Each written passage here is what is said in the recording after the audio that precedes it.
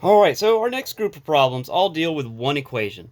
We're given the quadratic x squared minus 8x plus 12, and we have to identify all these different characteristics. It's kind of like we were going to graph it, but we're not going to actually make a picture. Okay, so first we need to identify the vertex, and for that we need the a and the b values. So I'm just going to go ahead and write a, b, and c up at the top. A is 1, b is -8, and c is 12. Okay, we start with the x or h value of the vertex, -b over 2a.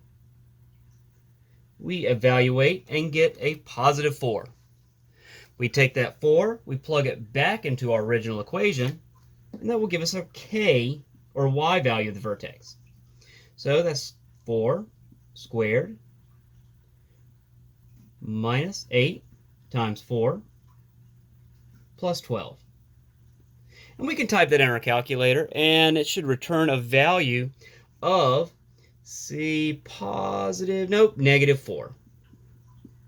So now we know the vertex is where x is +4 and y is -4. 4, -4.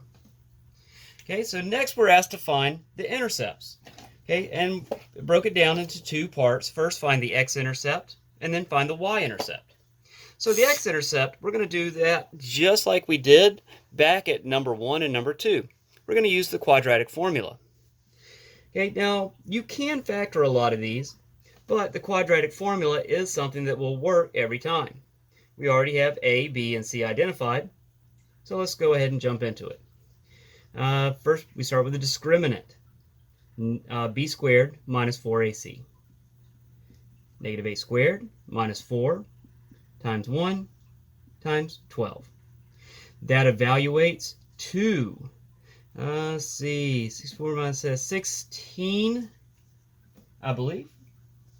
And yeah, now we can take and use that discriminant and build the rest of the quadratic formula around it. So we have -b plus or minus the discriminant over 2a. 2 times 1. And we know what the square root of 16 is. That's 4. So we have 8 plus or minus 4 over 2. And that's going to represent two answers, both of which are x-intercepts. 8 plus 4 over 2, or 8 plus 4 divided by 2, is 12 divided by 2, or 6.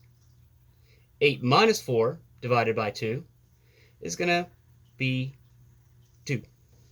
And those are the two x-intercepts. Okay, so we can write those as ordered pairs. 6, 0, and 2, 0. All right, the y-intercept. Okay, so if you're trying to find the y-intercept, there's one surefire method that will always work. All you have to do to find the y-intercept is plug a 0 into the original equation for x. And when we do that, we get y is equal to 0 squared minus 8 times 0 plus 12. And I tried to squeeze it all in. It came out kind of messy. But 0 squared is 0. 8 times 0 is 0. And all we're left with is a positive 12. And that's actually our y-intercept. Y is equal to 12. So we can write that as an ordered pair.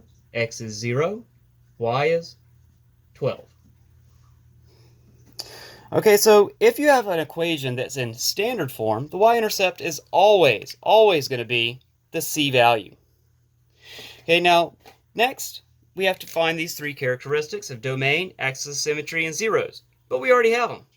We know the domain for all of these quadratics is all real numbers.